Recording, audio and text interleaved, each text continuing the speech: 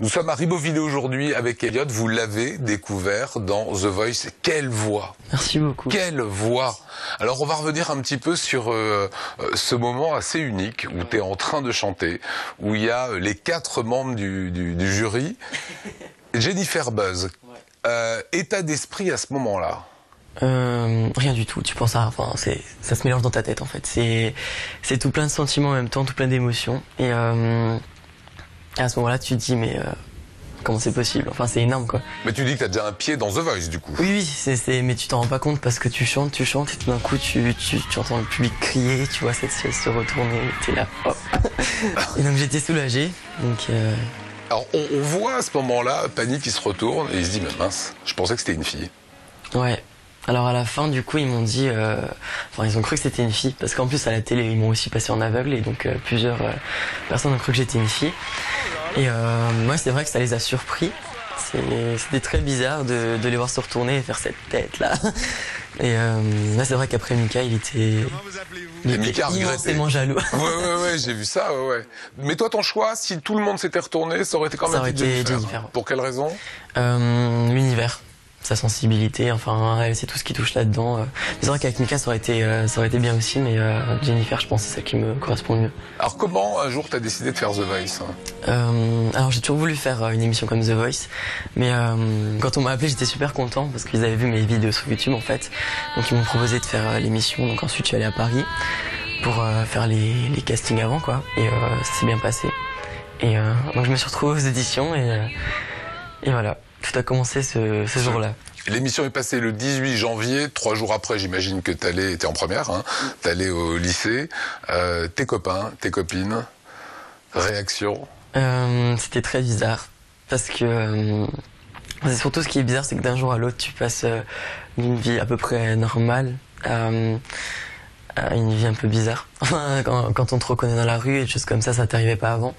Mais maintenant c'est clair que ça bouge sur les réseaux sociaux, ça bouge un peu de partout, donc tu t'attendais pas forcément à ça.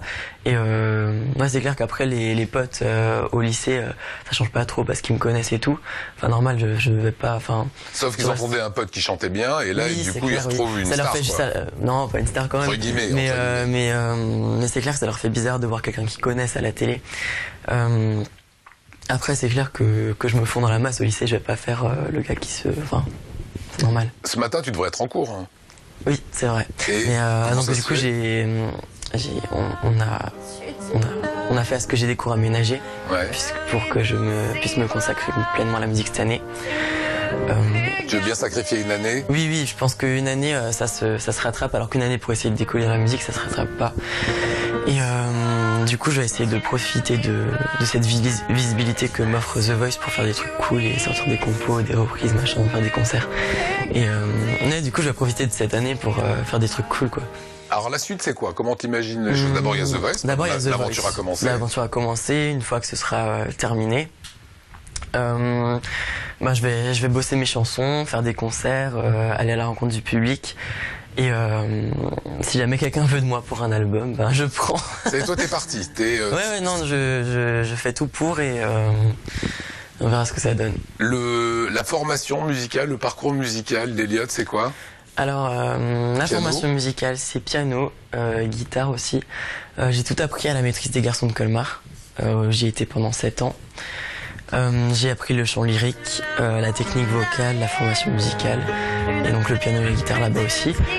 Donc c'est vrai que cette école m'a beaucoup apporté niveau technique vocale, donc c'est cool. Et Mika parle de ta voix, d'un énorme potentiel. Ouais, moi il m'a dit que j'avais un énorme, ça fait plaisir à entendre, et ouais, c'était super bizarre de recevoir des compliments comme ça de grands, ouais. La suite, tu vas gagner The Voice? je ne sais pas, je ne pense pas. Enfin, je pense que je ne suis pas The Voice en ma voix.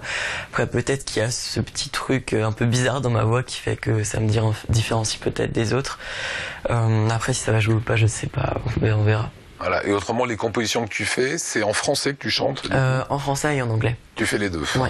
Donc peut-être un album bientôt. En tout cas, c'est à suivre en 2014. C'est l'année Elliot.